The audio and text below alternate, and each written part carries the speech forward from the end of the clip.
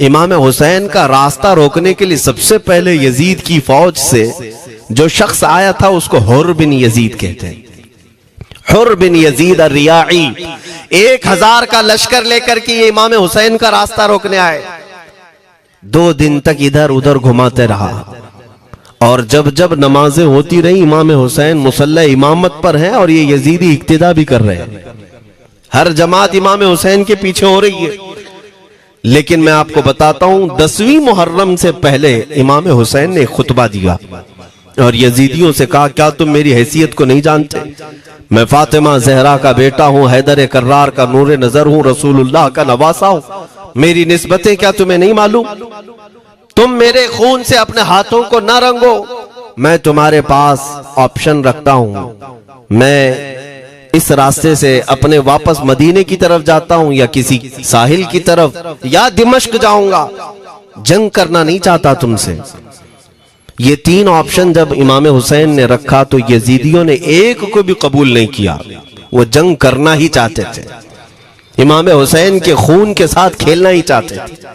लेकिन जो हुर बिन यजीद है, तवज्जो चाहता हूं, जो खुद इमाम हुसैन का रास्ता रोकने के लिए आया, उसके दिल में यह बात आई और उसने आकर के 10वीं मुहर्रम को यजीदियों से कहा, मियां मान लो हुसैन की बात, 3 में से कोई एक बात मान लो, हम जंग नहीं करना चाहते, वो रसूलुल्लाह के बेटे ही तो हैं।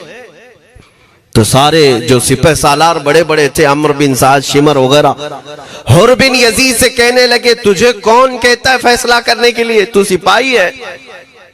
1000 की नफरी तेरे साथ दी गई है, बस अगर तुझे हमारे साथ रहना है तो मैदान में जमा रह, वरना चला जा। तू सुलह की बातें मत कर। हुर बिन यजीद उसी दिन 10वीं मुहर्रम को उन यजीदियों से कहता, अच्छा अगर तुम मेरे इस बात को नहीं मानते तो तुम्हारी सिपह सालारी तुम्हें मुबारक, मैं हुसैन के खीमे में जा रहा हूं। जो यजीद की तरफ से आया था वो किधर चला गया? मौला हुसैन के खीमे में। कब? सिर्फ 10वीं मुहर्रम, एक रिवायत में 9वीं मुहर्रम को, 1 दिन पहले इमाम हुसैन के खीमे में आया, दस्तबोसी की, माफी मांगी और इमाम हुसैन ने कहा, अब तुम जा सकते हो अपने घर।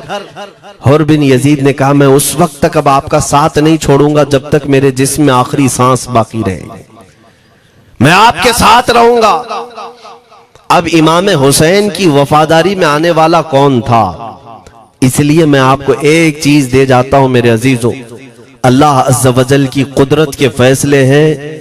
वो जब चाहता है कहीं से भी किसी को हिदायत अता फरमाता है।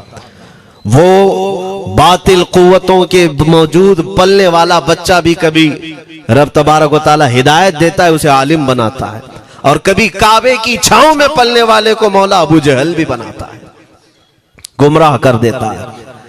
हुर बिन यजीद मौला हुसैन के पास आ गए। जो बात मुझे कहनी है उसके लिए मुझे इतना वाकया बयान करना पड़ा है।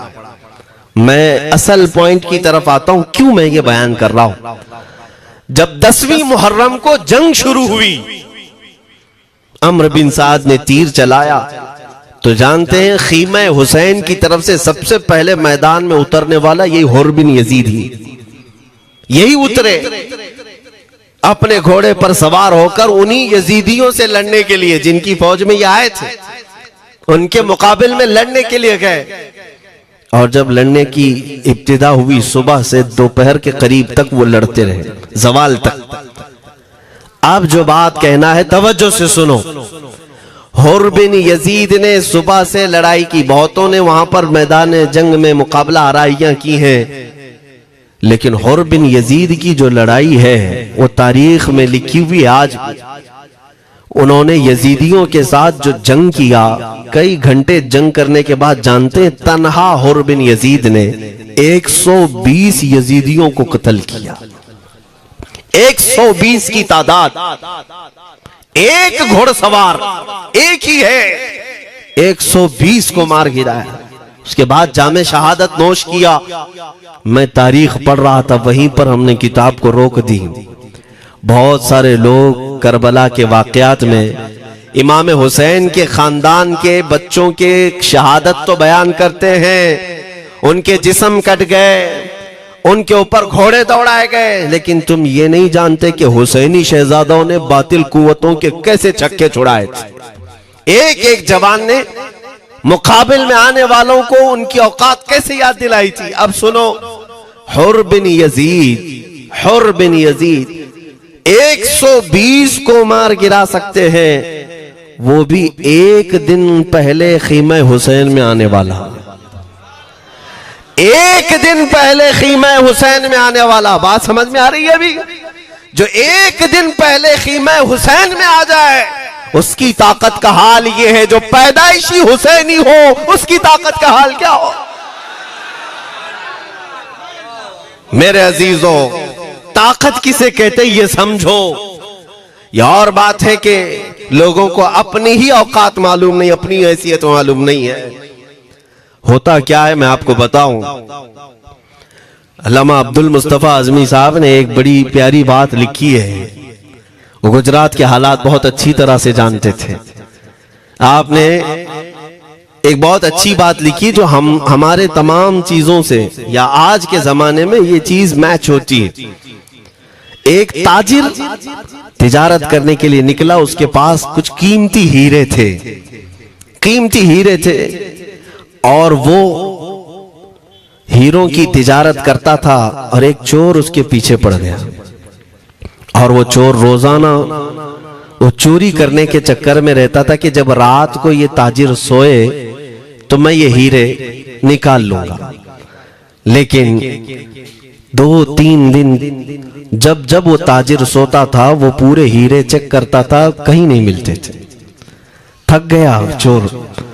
3 दिन के बाद उस ताजिर को उसने पूछा, चोर ने कहा कि तुम हीरे रखते कहां हो? दिन भर तो तुम्हारे पास होते, रात में कहां जाते? तो उस ताजिर ने कहा, अकल का अगर तू इस्तेमाल करता तो तुझे बात समझ में आती। रोजाना मैं तेरे ही जुब्बे में रात को ये हीरे रखकर खुद सो जाता था। वो अपना नहीं तलाश करता, इसका तलाश करता। बिला तशबीह बिला तमसील। मेरे अजीजों, तुम्हारे पास जो ताकत है तुम्हें उसका अंदाजा नहीं। तुम जो मोहब्बत मुस्तफ़ा सल्लल्लाहु अलैहि वसल्लम की शमा अपने सीने में रखते हो, मौला करीम का वादा है तुम्हारे साथ, काना हक्कन अलैना नस्रुल मोमिनीन।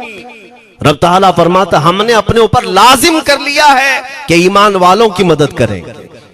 और हमने मदद देखी है, रब ताला की मदद देखी है।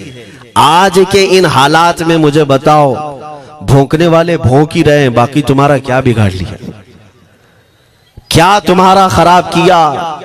बस ये है कि तुम अपने अंदर खलबली मत मचाओ और ज्यादा खौफ और हिरास में मत जियो। अल्हम्दुलिल्लाह मुसलमान हैं, मोमिन हैं, किसी चोर कौम से तुम्हारा रिश्ता नहीं है। तुम दुनिया की उस अजीम कौम हो जो सिर्फ और सिर्फ अपने रब ताला के हुजूर झुकती है और अपने रब तबारक व ताला के हुजूर ऐसे झुकती है। मैं चैलेंज के साथ कहता हूं, पूरी दुनिया में कोई कम्युनिटी, कोई कौम ऐसी नहीं है जो अपने खुदा को देखने के बाद ही झुकती है। जिसकी भी जाओ, उनके खुदाओं की तस्वीर वहां पर सामने होती तभी झुकते हैं।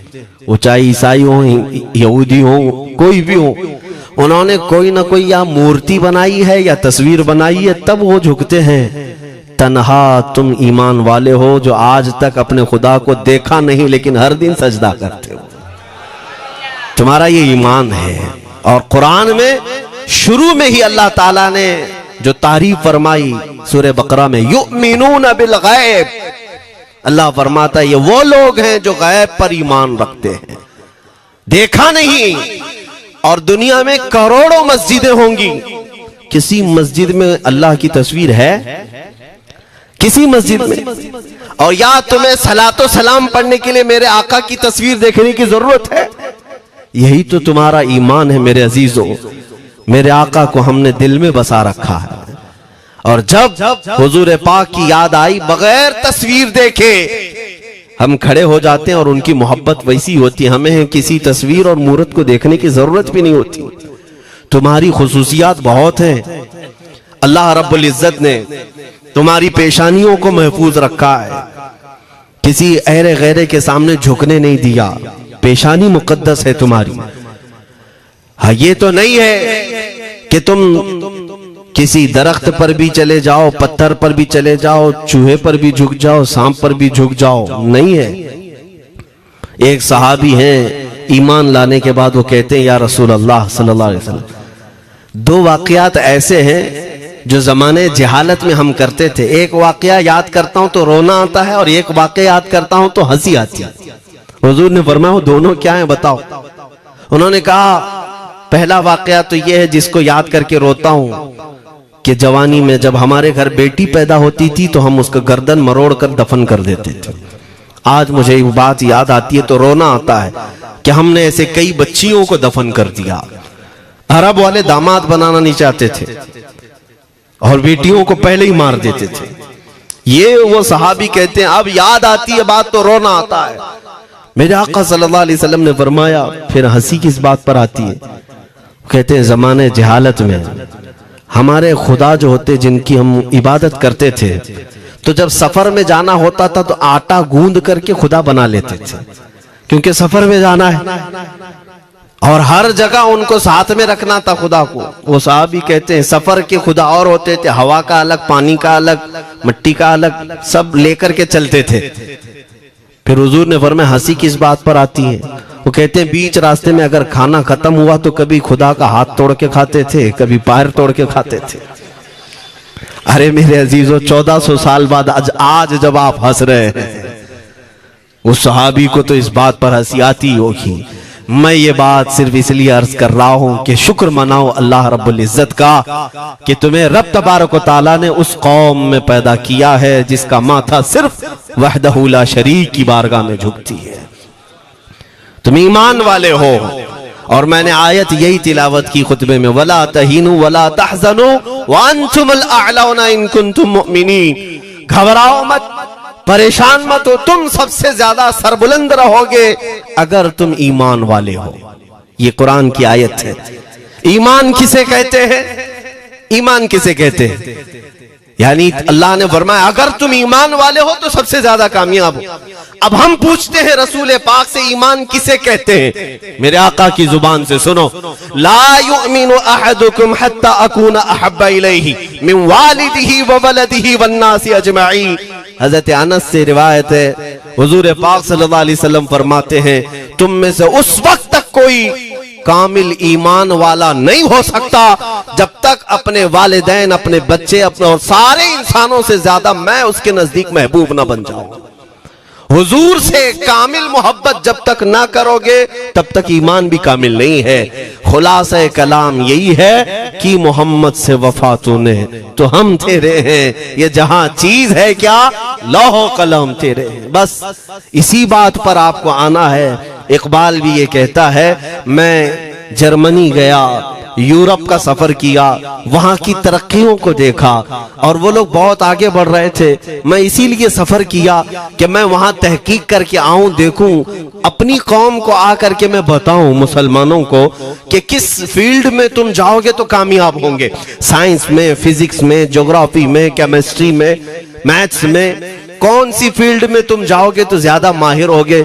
कई साल इकबाल ने वहां की खाक छानी, तहकीकात किया और वापस जब आया अपनी कौम की तरफ, अल्लामा इकबाल कहते हैं मैं सारी दुनिया वहां की यूरोप की छान करके आया, यही देखने गया था कि मेरी कौम किस मैदान में उतरे तो कामयाब होगी। तो लोगों ने पूछा क्या वो तुम्हें राज मिल गया? वो कहते हाँ मुझे राज मिल गया। लोगों ने पूछा किस मैदान में उतरे?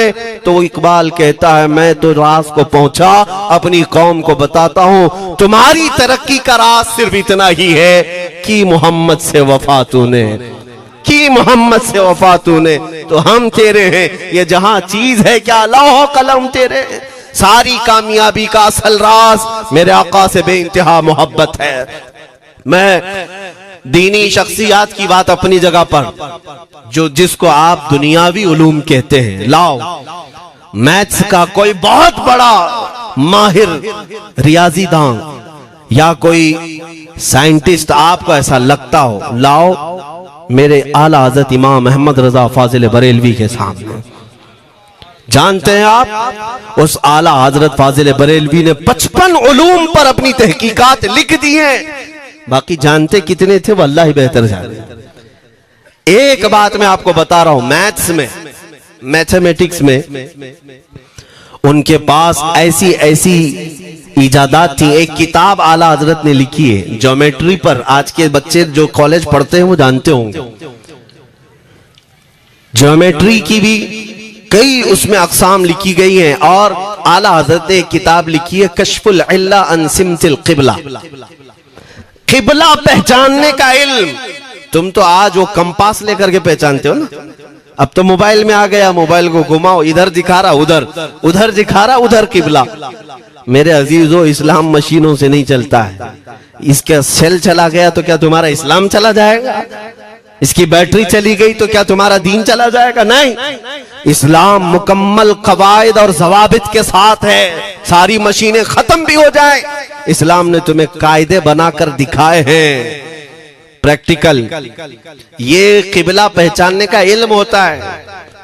शहर का तूलुल बलद अर्जुल बलद देखना होता है, बहुत सारी उसमें चीजें, उसकी सतह समंदर से ऊंचाई कितनी है, फिर सितारों को देखा जाता है, फिर पहचाना जाता है क़िबला, उसको हिसाब में लगाया जाता है। आला हजरत ने ये जो किताब लिखी पूरे 1400 साल में है।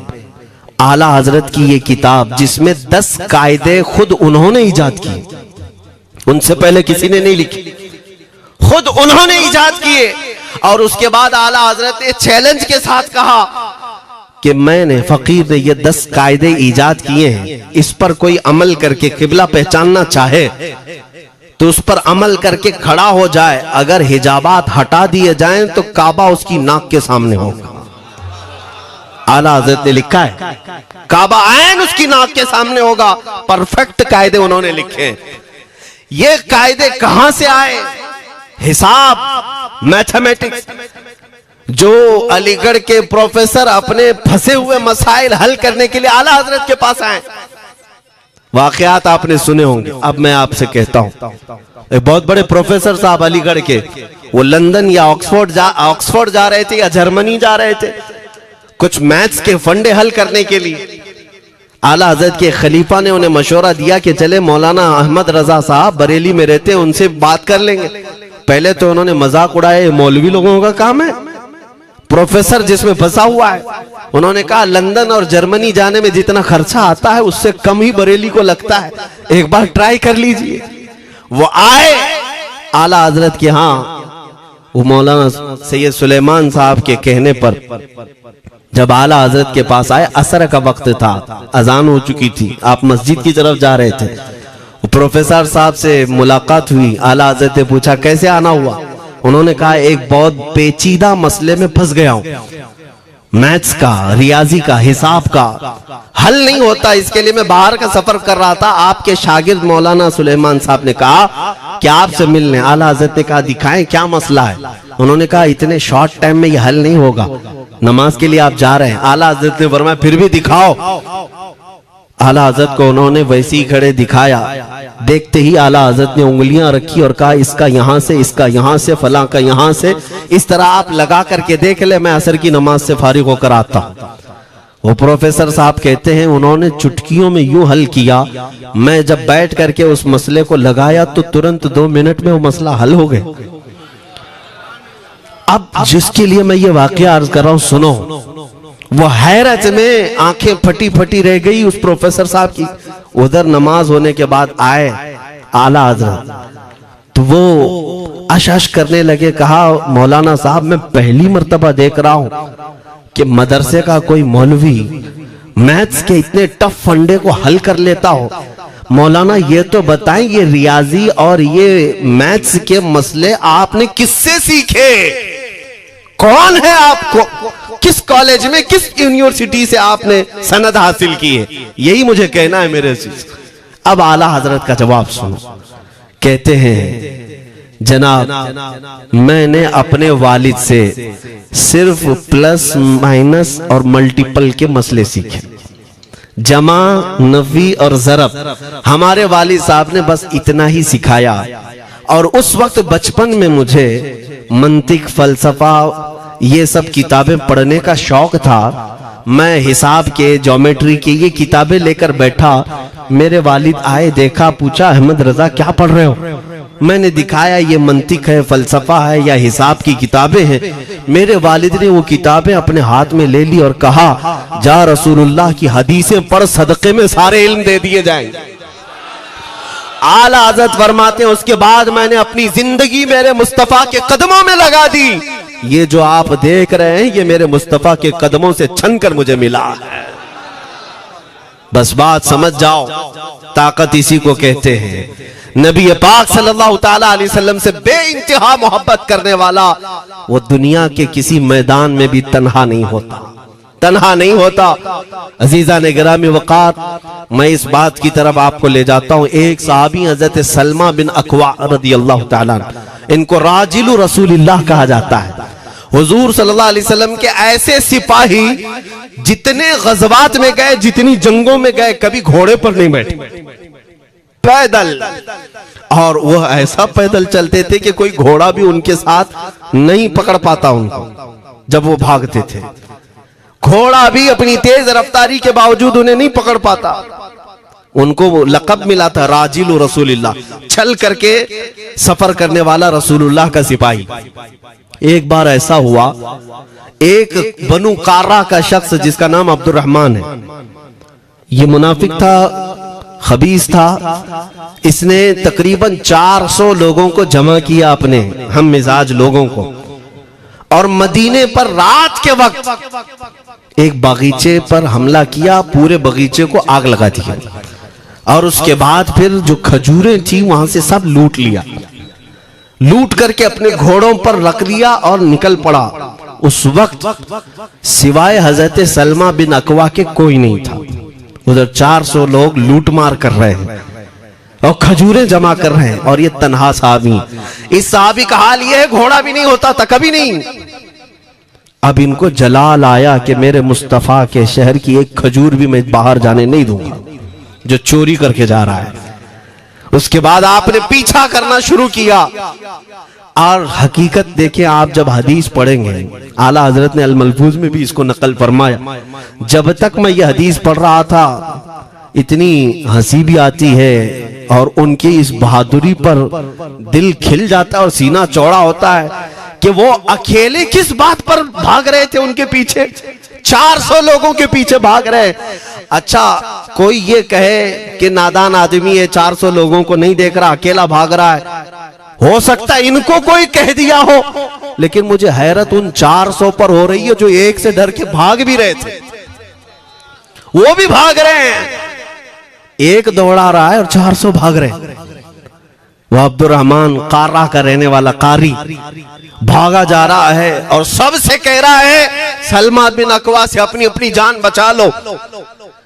इसीलिए मैं कहता हूं ये बुज़दिल कौमें हैं, मेरे मुस्तफा के गुलामों का मुकाबला करने की सकत नहीं रखती जिसके सीने में इश्क़ मुस्तफा हो।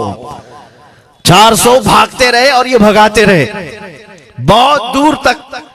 जब हज़रत सलमा बिन अकवा भागते थे तो घोड़े भी पीछे पड़ जाते, और आप जैसे जैसे कोई घोड़सवार आता उसकी टांग पकड़कर खींचते और उसकी गर्दन पर पैर रखते, फिर आगे निकल पड़ते थे। न जाने कितनों को उन्होंने तन्हा अपने हाथों से गिराया, कोई मुकाबला करने को तैयार नहीं। गिराते भी हैं और उनकी गिरी हुई खजूरें जमा भी करते हैं कि मुझे मदीने वापस ले जाना है। उस सहाबी को मैं पढ़ता हूं, अजीजा ने गिरामी खजूरें जमा करते रहे और उन्हें भगाते रहे। आखिर में वो 10-10 की टुकड़ियों में बदल गए। वो अब्दुर्रहमान कार्रा का रहने वाला कहने लगा, एक साथ मत भागो, ये अकेले सबको भगा रहा है, 10 इधर जाओ, 10 उधर जाओ, 10 उधर जाओ। जालिमों, पलट कर मेरे मुस्तफा के गुलाम का मुकाबला करके देखते हैं, लेकिन किसी से नहीं हुआ। वो पहाड़ की चोटियों में चले गए। हज़रत सलमा बिन अकवा पहाड़ पे भी चढ़ने लग गए। तो अब्दुर्रहमान कार्रा वो कहता है वहीं से चीख करके, सलमा बिन अकवा तुमको क्या चाहिए, क्यों पीछा कर रहे हो? कहा, मैं शहर रसूल की एक खजूर भी जब तक तुम्हारे पास होगी पीछा करता रहूंगा। उसने वहीं से अपने सारे साथियों को पुकार कर कहा, सारे लोग खजूरें फेंक दो, अपनी जान बचा लो। सबों ने खजूरें दे दी। हजरत सलमा बिन अकवा पूरी खजूरें जमा की है, कितनों को रोनते हुए वापस आने लगे। जानते हैं एक सहाबी और है हजरत अबू कुतादा, जिनको फारिसु रसूलिल्लाह कहा जाता है। उनका घोड़ा दौड़ता हुआ, उनको दौड़ाता हुआ हजरत अबू कुतादा उस पर हैं और 10 लोग और साथ हैं। वो हजरत सलमा बिन अकवा की मदद के लिए आ गए। जब वो आए तो ये अक्सर को तो गिरा चुके थे, खजूरें ले भी चुके थे। हजरत अबू कुतादा 10 सहाबा के साथ जब आए, हजरत सलमा बिन अकवा की और मदद हो गई।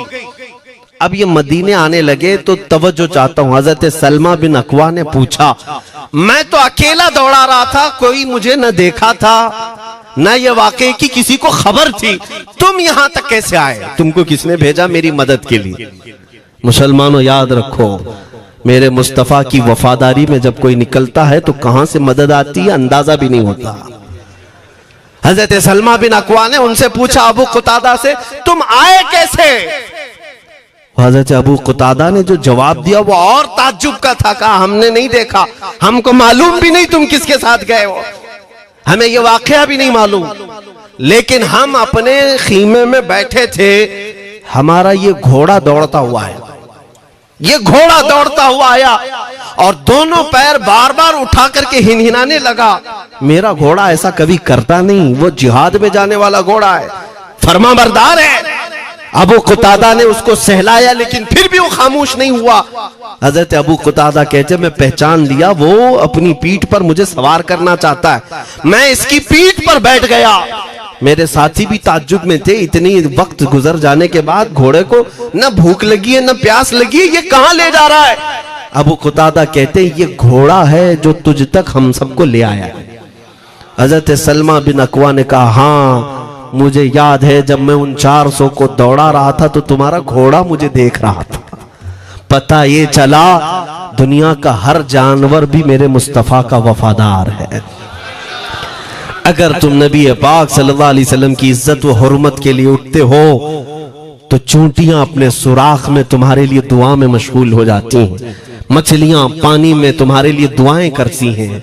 अजीजा ने गिरामी वकार, आज मैं अपने जुमलों को समेटते हुए ये बात कहता हूँ, धोराजी की सरजमीन मैंने कभी सुना नहीं या कभी आपसे मुलाकात नहीं की, लेकिन इतना बड़ा मजमा हमें जो सुनने के लिए बैठा है, लोग मुसाफे के लिए आए, फूल हार पेश किए, टूट पड़ते हैं मुलाकातों के लिए। मैं अक्सर जलसों में भी और अपने प्रोग्रामों में ये कहता हूँ, मुझे जो आप इज्जत की निगाह से देखते हैं या मिलना चाहते हैं या देखना चाहते हैं या सुनना चाहते हैं, तो वो इसलिए नहीं है कि किसी बाप का, बड़े बाप का बेटा है या किसी सियासी पार्टी का नेता है। आपकी जो मोहब्बत है वो सिर्फ इसलिए है, ये नाज ये अंदाज हमारे नहीं होते, झोली में अगर टुकड़े तुम्हारे नहीं होते, या रसूल अल्लाह जब तक के मदीने से इशारे नहीं होते, रोशन मेरी किस्मत के सितारे नहीं होते। जो कुछ भी इज्जत मिली है हमें आज, वो किसी और सलाहियत की वजह से नहीं। साफ मैं बता देता हूं, मैं मुकर्रिर आदमी नहीं, मैं खतीब आदमी नहीं, मैं वो शोलाबार मुकर्रिर नहीं हूं कि जिनकी तकरीरों से लोग बहुत ज्यादा नफा उठाते हो। मैं तो तालिब इल्म आदमी हूं। मेरे आका सल्लल्लाहु ताला अलैहि वसल्लम के लिए इतनी वफा करना जानता हूं कि मैंने यह अहद कर लिया है, मेरे जिस्म में जब तक खून बाकी रहेगा, एक भी सालिम कुत्ता मेरे आका की तरफ उंगली भी उठाए, हम अपनी गर्दन भी निछावर करने को तैयार रहेंगे। मेरे आका सल्लल्लाहु ताला अलैहि वसल्लम के लिए कुर्बानी का जज्बा है, इसलिए मेरे आका ने ये इज्जत अता की है। फिर मुझे ये कहने का हक भी है, जब तक बिके न थे तो कोई पूछता न था, या रसूल अल्लाह तुमने खरीद कर हमें अनमोल कर दिया।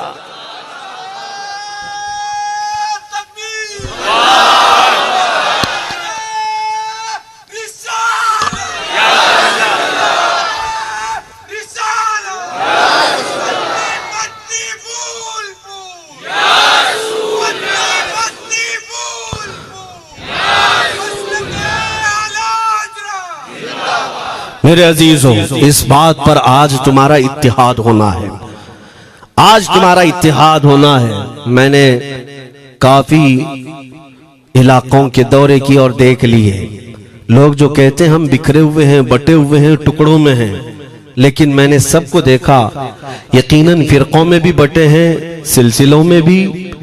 हालांकि सिलसिलों में इख्तिलाफ होना नहीं चाहिए। जो सलासिल हक्का हैं वो सब मदीने तैयबा की नहरें हैं, इख्तिलाफात नहीं। लेकिन उसके बावजूद बटे हुए लोग हैं, एक दूसरे से मुसाफा नहीं करना चाहते, एक दूसरे के पीछे नमाजें नहीं पढ़ना चाहते, जो खाली सुन्नी होकर भी, ईमान वाले होकर के भी।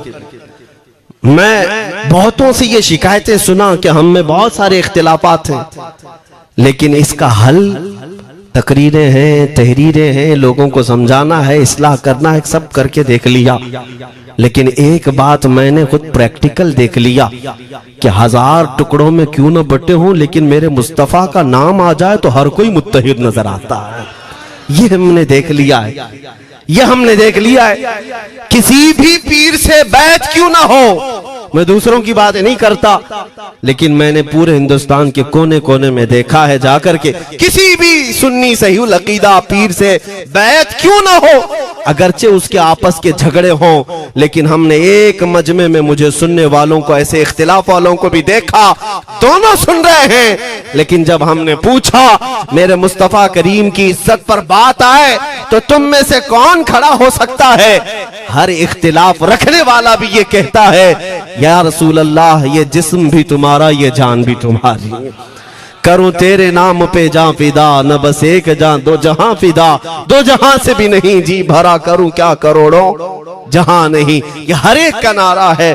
इससे पता ये चला कि आज तुम सबको अगर कोई चीज जोड़ सकती है तो नाम मोहम्मद है, मेरे मुस्तफा करीम सल्लल्लाहु अलैहि वसल्लम की मोहब्बत है। गुंबदे खजरा की छांव में सबको जमा करो, इंशाअल्लाह अज़ीज इत्तिहाद बरकरार रहेगा। असल की तरफ नजर रखो, बादशाह की तरफ नजर रखो। बाकी जितने वली हैं, जितने पीर हैं, सब वजीर हैं, सब वजीर हैं। बादशाह सिर्फ मेरा मुस्तफा है। नबी पाक सल्लल्लाहु ताला अलैहि वसल्लम को हम शहंशाह तस्लीम करते हैं। लिहाजा अगर बादशाह की तरफ नजर होगी तो तुम्हें शैतान ये इस तरह की लड़ाइयों में नहीं रखेगा, वो कामयाब नहीं हो सकेगा। तुम सबका मिशन अगर मेरे मुस्तफा की इज्जत और उनकी नामूस हो जाए, हुजूर अकरम सल्लल्लाहु ताला अलैहि वसल्लम की तरफ हमने देखा है बड़े बड़े इख्तिलाफात खत्म हो जाते हैं। हजरत अबू जर गिफारी, हजरत बिलाल हबशी, दोनों में झगड़ा हो गया था, तकरार हुई। हजरत अबू जर गिफारी ने सिर्फ हजरत बिलाल को गुस्से में आकर कहा, काली औरत के बेटे, या इब्न उम्मी सौदा। ये तकरार में हो जाता है। हजरत बिलाल को ये बात लग गई, थे तो काले, लेकिन साहबी ने कहा था काली औरत के बेटे। हुजूर के पास जाकर अर्ज किया, या रसूल अल्लाह, अबू जर ने मुझे आज यूं कहा, अबू जर ने मुझे आज यूं कहा, काली औरत के बेटे। मेरे आका सल्लल्लाहु अलैहि वसल्लम को जला लाया, बाहर आए, बुलाया, अबू जर कहां है? आए। हुजूर पाक ने उनको मुखातिब करके सिर्फ इतना फरमाया, अफीकल जाहिलिया, अभी तक तुम्हारे अंदर पुरानी जाहिलियत बाकी है? 3 बार पूछा और उसके बाद मेरे आका चले गए, कुछ नहीं फरमाया। पुराने जमाने की काफिरों की जाहिलियत अभी बाकी है, जो माँ के नाम से लोगों को गालियां देते या पुकारते थे। हजरत अबू जर गिफारी को इतनी बात लग गई कि मेरे आका मुझसे रूठ गए, मेरे आका के दिल पर यह बात लग गई। तो उन्होंने ये नहीं किया कि देखा जाएगा बाद में क्या होगा, नहीं, सीधे मस्जिद नबवी में हजरत बिलाल को ढूंढने के लिए आए। कहां है? हजरत बिलाल मिल गए तो उनका हाथ पकड़ करके लाए। अबू जर गिफारी जमीन पर लेट गए, सो गए। कहा है बिलाल, मुझे माफ कर दे, मैंने तुझे सख्त जुमला कहा, मुझे माफ कर दे। हजरत बिलाल ने कहा, ठीक है, मैंने माफ कर दिया, हो गई बात। लेकिन हजरत अबू जर गिफारी ने कहा, नहीं, मेरा दिल इस पर सुकून नहीं मानेगा। एक काम करो ए बिलाल, तुम अपना ये पैर मेरे चेहरे पर रगड़ो, ये तुम्हारा तलवा जिसको मैंने काला कहा था, उसी तलवे से मेरे चेहरे पर तुम रगड़ो, ताकि मुझे मेरी हैसियत पता चल जाए। हजरत बिलाल क्या उनकी बात पर अपना पांव उनके चेहरे पर रगड़ देते? दोनों हाथों से उनको जमीन पर उठाया और सीने से सीना लगाया। कहा है अबू जर, कैसी बात करते हो? जिस आका के तुम गुलाम हो, उसी आका का मैं भी गुलाम। मैंने ये तारीख में पढ़ा है, अगर सख्तियों को कोई चीज जोड़ सकती है तो वो मेरे आका की मोहब्बत है और मुस्तफा करीम की मोहब्बत है। तुम्हारे सीने चौड़ा कर देगी, तुम्हारा दिल कुशादा कर देगी, तुम अपनों को एक्सेप्ट करने लग जाओगे अपने नबी की निस्बत पर।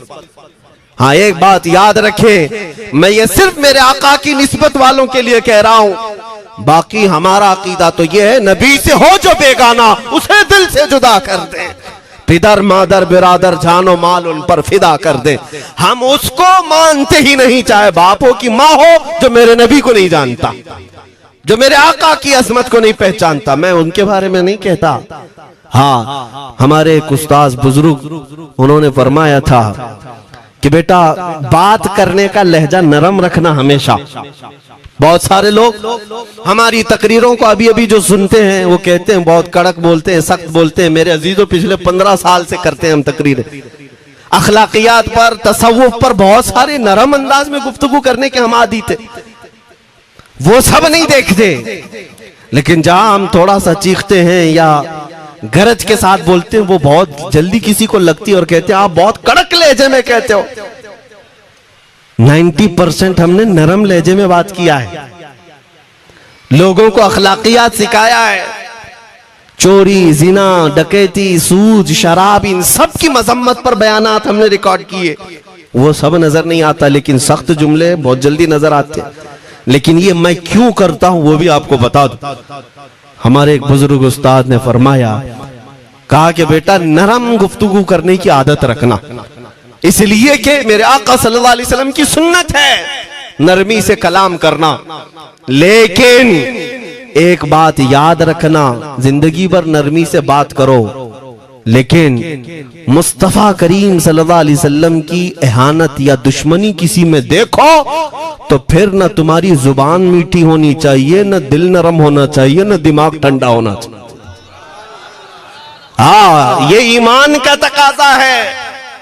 हम जो सख्त बात करते हैं, लोगों को ऐसा लगता है कि इतना कड़क नहीं बोलना चाहिए। तुम्हें पता भी नहीं हज़रत उमर फारूक कितना बोलते थे। हाँ, उमैर बिन वहब एक शख्स था जो हुजूर के कत्ल का इरादा करके आया था मक्का से।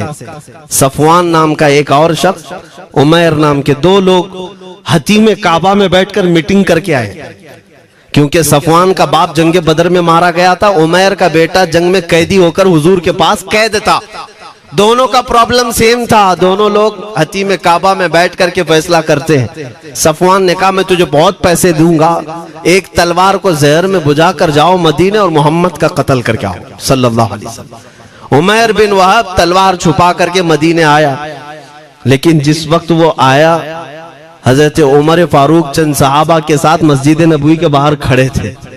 देखते ही उसकी गर्दन में जो है ये गमछा डाला, रुमाल, और कहा खुजू हादल कल, पकड़ो इस कुत्ते को। ये हजरत उमर की जुबान से निकलेंगे, कहते हैं पकड़ो इस कुत्ते को। यही वो है जो बद्र के अंदर, मैदान बद्र में मक्का वालों को भड़का रहा था जंग पर हुजूर के खिलाफ। यहाँ मदीने में आया है, पकड़ो इसको। हजरत उमर बाहर ही सब कर देते, लेकिन कहा कि मैं हुजूर से पूछ के आता हूँ इसका करना क्या है। मेरे आका के पास गए, कहा या रसूल अल्लाह, शैतान कुरैश आया है, कुरैश का शैतान आया है, उमैर बिन वहब, और मुझे लगता है वो बुरी नीयत से आया है। हजरत उमर पहले ही भांप रहे हैं, मुझे लगता है वो बुरी नीयत से आया है, क्या करना है आप हुक्म फरमाए। मेरे आका ने फरमाया उमर उसको अंदर ले आओ। उमैर बिन वहब को वैसी गर्दन में वो गमछा डाल के घुमा के अंदर ले आए मस्जिद नबवी में। हुजूर ने पूछा, हजरत उमर से कहा छोड़ दो उसको। जब अंदर आया तो पूछा हुजूर ने, क्यों आए उमैर? अब वो झूठ बोलने लगा, कहा मेरा बेटा आपके पास कैदी है, खैर खैरियत पूछने के लिए आया, और क्या है। मेरे आका ने फरमाया सच सच बताओ क्यों आए हो। उसने फिर कहा मैं अपने बेटे की खैरियत मालूम करने आया हूं, और क्यों आया हूं। हुजूर ने फरमाया खैरियत मालूम करने आए तो तलवार लेके क्यों आए हो। उसने तलवार दिखाने के लिए फेंक दिया, कहा इस तलवार का क्या होना है।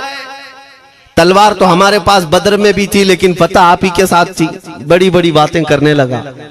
मेरे आका को जला लाया और कहा उमैर वो बात क्यों नहीं बोलते जो तुम सफवान के साथ काबा के हतीम में बैठकर करके आए हो।